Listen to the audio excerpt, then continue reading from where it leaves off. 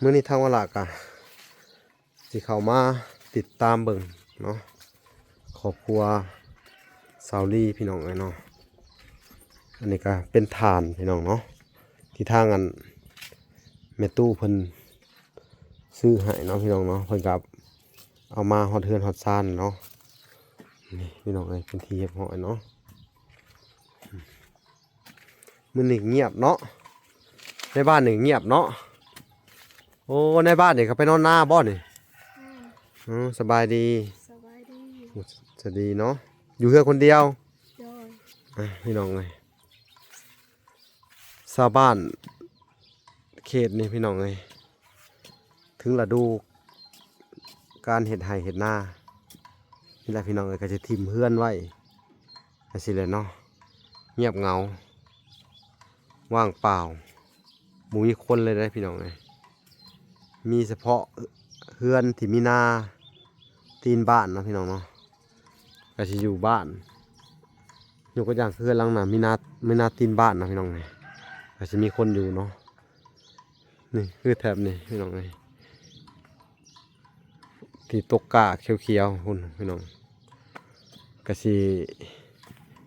บ่ได้ออกไปหน้าเนาะเพิ่นบ่มีนาพวกที่มีไห่มีนาต้องไปนอนไห่นอนนาพี่น้องเลยมื้อนี้ก็สิมาแนะนำมันบุษดีอีกน้องบุษดีอีกพี่น้องเลยเห็ดสวนสิให้อันนั้นเด้อเห็ดนานเด้อเห็ดนานนั่นเห็ดอีก3 นานเด้อสิซื้อเบี้ยพักมาให้เด้อโดยสามารถแจ้งข่าวดีเจ้าอีกเด้อโดยเพิ่นสิซื้ออันนั้นให้เด้อทางไปตู้เด้อซื้อหมักพริกแป้งนัวให้เด้อแล้วก็เกลือโดยเข้าใจบ่ เข้าใจแล้วก็คือมื้อนี้มาก็สิมาแนะนำให้เจ้าเพิ่มเติมเกี่ยวกับสวนนี่เด้อเฮ็ดนานไว้เนาะแมนเฮ็ดนานไว้แล้วบาดนี้เวลาสิเบิ่งเบี้ยผักบุ้งเข้ามาให้อีกเด้อโด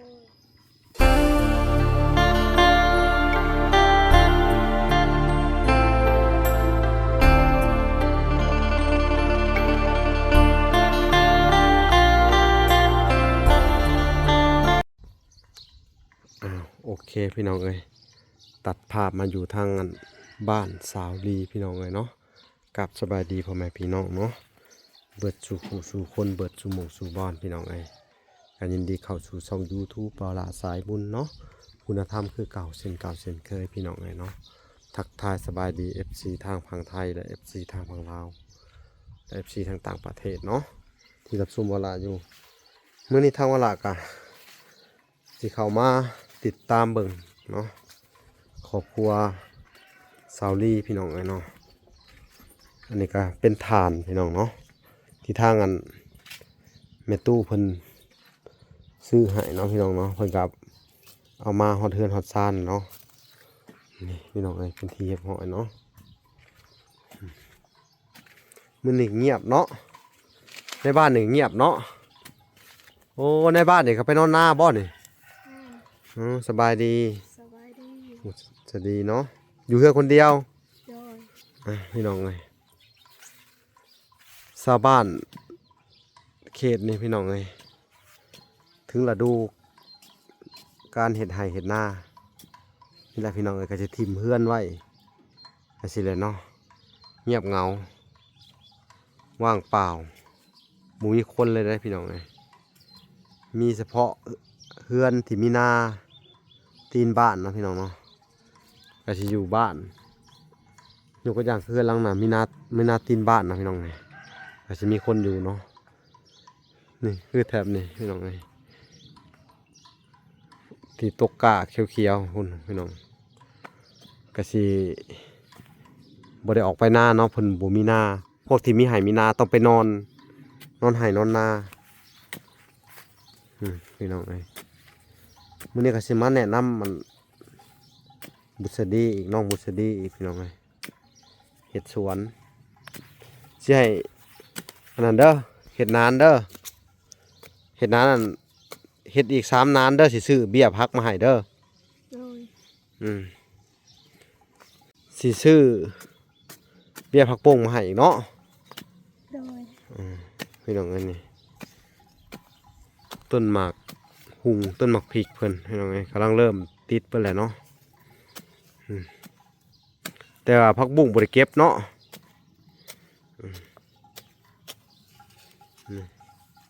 เฮ็ดมันคุ้งพี่ก็ได้เอาดินมาเฮ็ดเป็นคันอยู่พี่ก็ได้เอายับออกมาเฮ็ดชิ้นใหญ่ๆเด้อพี่คัดน้านหนึงให้มันทำนี่เด้อแล้วจะซื้อเบี้ยพักมาให้ใหม่อีกพี่น้องเอ้ยมาแนะนำจะเพิ่นเฮ็ด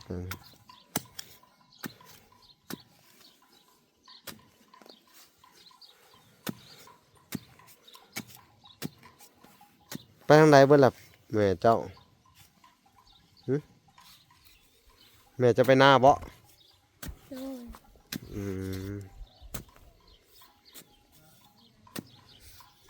ยังไงนี่เอาขึ้นใส่อันนี้แหละนี่คุดขึ้นใส่นี่แหละนี่เห็ดคันมันอยู่นี่เด้อส่วนคือหันแหละเห็ดคันชิ้นใหญ่ๆอันนั้นกั้นเห็ดส่วนคันขึ้นเด้อส่วนเห็ดคันอ้อมนี่เห็ดคันนานพักนะที่จริงมันดินมันก็งามอยู่เลยดินดำเนาะ แม่น แต่ปลูกพักมันบุคือบุเป็นว่าเป็นอะไรเนาะพุ่นเพิ่นก็เดี๋ยวให้เจ้าเผาขี้แกบเด้อแล้วก็ซาวใส่กระพุ้ยเห็นเด้อ โดย ใส่ผักบุ้งใส่อันนี้ให้มันงามผักบุ้งนั้นน่ะติดและงามแหละพี่น้องเอ้ยนั่นน่ะแล้วก็นั้นน่ะบ่อยากเป็นบันไดดินดำอยู่พี่น้องเอ้ยปัดปลูกผักมันคือบ่อยากงามมันเป็นเพราะหยังวะ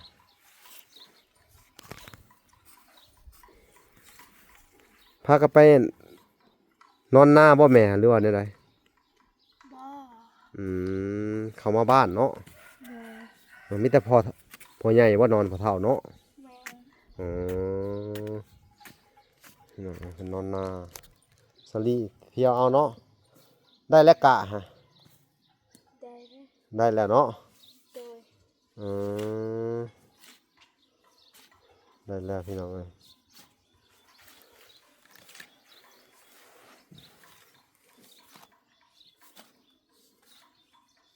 ส่วนคือไปเห็ดคันนั่นแหละ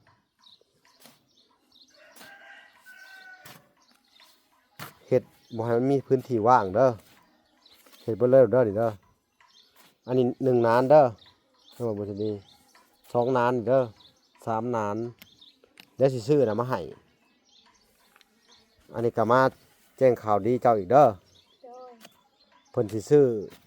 อันนั้นให้เด้อทางแม่ตู้เด้อซื้อหมักพริกแป้งนัวให้เด้อแล้วก็เกลือ โดย เข้าใจบ่ เข้าใจ แล้วก็คือมื้อนี้มาก็สิมาแนะนำให้เจ้าเพิ่มเติมเกี่ยวกับสวนนี่เด้อเฮ็ดนานไว้เนาะ แม่น เฮ็ดนานไว้แล้วบาดนี้เวลาสิเบิ่งเบี้ยผักบุ้งเขามาให้อีกเด้อ โดย ฮอดยามดำหน้าพุ่นน่าจะไปนำเขานำแม่เจ้าน่ะว่าฮอดยามดำหน้าผมว่าจังได้ไป โดย อืมพี่น้องเอ้ย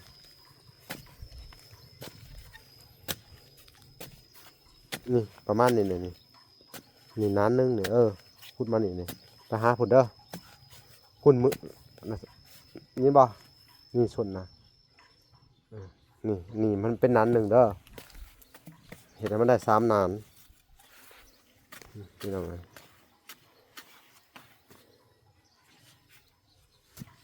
ต้องมาแนะนำพี่น้องเอ้ย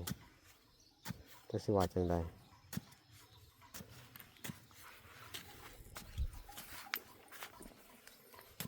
ผักจูดอยู่ขี้แกบเนาะจูดไว้อยู่บ่ขี้แกบฮะอันนี้เอาใส่น่ะก่อนเนาะเอาใส่เป็นๆเลยเนาะ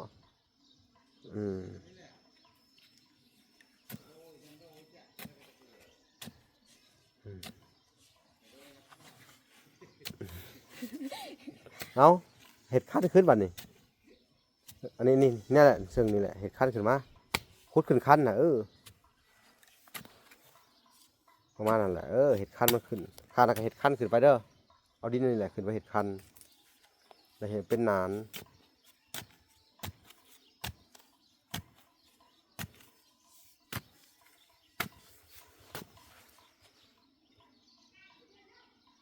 เปียกหม่วงแล้วน่ะ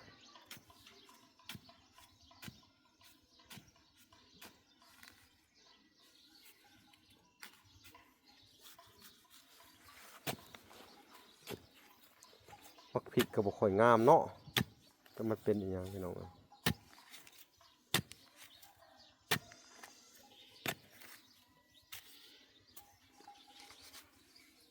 เจ้าบ่เอาจกขุดแป๊บเดียว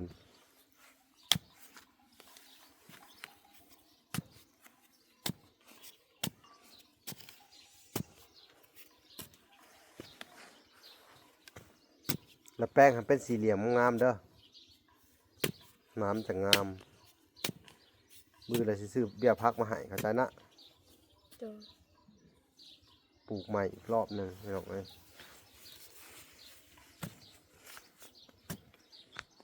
ดินเพิ่นนี่มันอันนั้นบ่พี่น้องเลยคือว่าดินดำอยู่เป็นหยังคือบ่งามใส่ฝุ่นกับบ่งามเนาะ แม่น มันต้องขี้แกบจูดอย่างเดียวขี้แกบเผาไว้แล้วมันบ่กองน่ะเผาไว้อีกเด้อ โดย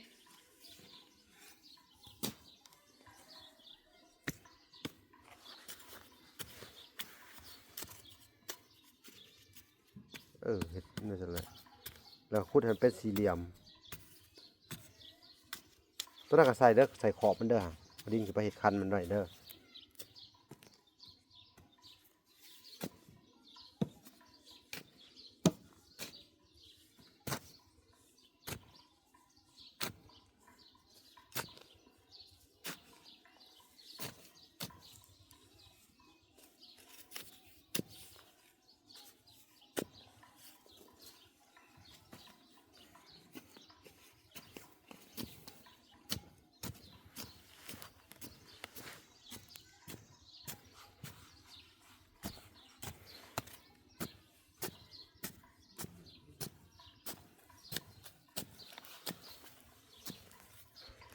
เดี๋ยวเราก็ใช้เพิ่นขุด3 นานพี่น้องเนาะเดี๋ยวสิมาเบิ่งบ่เพิ่นเผาขี้แกบก่อน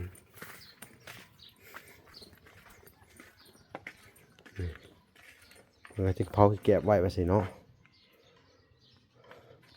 แต่ว่าคุ้มต้นนี้เนาะเพิ่นก็ได้ขุดไว้แล้วพี่น้องเอ้ยอันนี้ก็สิเบาะคุ้มไว้เพิ่นใส่พุ่นไว้เนาะสิไว้ปลูกเบี้ยมะพร้าวเบี้ยมะม่วงพี่น้องเอ้ยนี่เพราะว่าทั้งอันผู้ใหญ่เนาะทั้งแม่ตู่นงครับพ่อตู่บุญจันทร์พี่น้องเอ้ยคำบุญเรืองเพิ่นก็ให้เวลามาแนะนำแล้วก็มาติดตามเบิ่งครอบครัวนี่เนาะพี่น้องเนาะนี่นะเพิ่นปลูกมะกล้วยต้นนี้ก็ติดแล้วพี่น้องเอ้ยนี่ติดแล้วเนาะ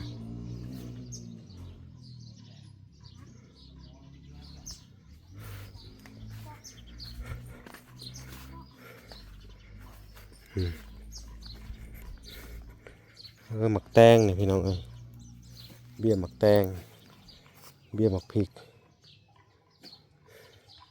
ผักบุ้ง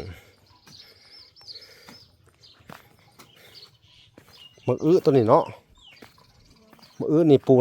ในแคมหัวผมก็ได้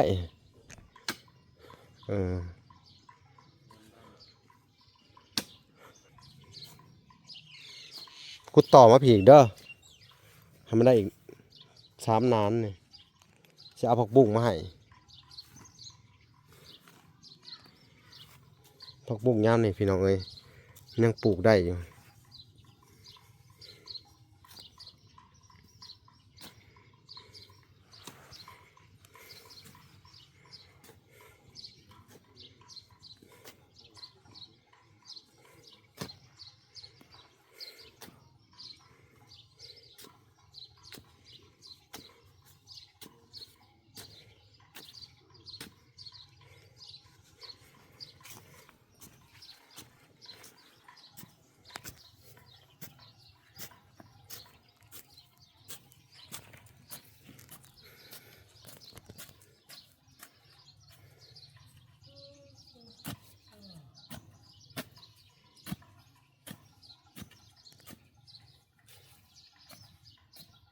งามเลยเอาส่วนส่วนคือโลดส่วนเห็ดคู่มันนะ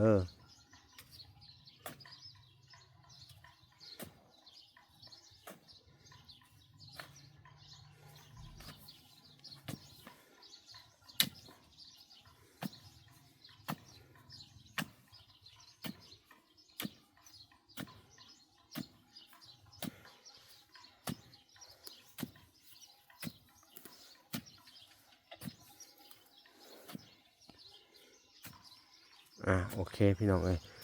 เอาล่ะก็สิได้แนะนำเพิ่นเสร็จแล้วก็สิได้ขอตัวกลับก่อนเนาะพี่น้องเนาะแล้วก็สิได้ซื้อข้าวของมาให้เพิ่นมื้ออื่นพี่น้องเอ้ยอันนี้ก็เป็นจุดประสงค์ของทางแม่ตู้พี่น้องเอ้ยแม่ตู้ลงคำมุนเนืองที่ให้วลาซื้อของเขามาให้ทางครอบครัวนี่เนาะพี่น้องเนาะโอเคพี่น้องเอ้ยพาไปติดตามคลิปตอนต่อไปเนาะคลิปนี้เวลาก็สิได้ขอตัวลาไปก่อนพี่น้องเอ้ยพบกันใหม่อีกคลิปหน้าขอกล่าวคำว่าสวัสดีและสวัสดีพี่น้อง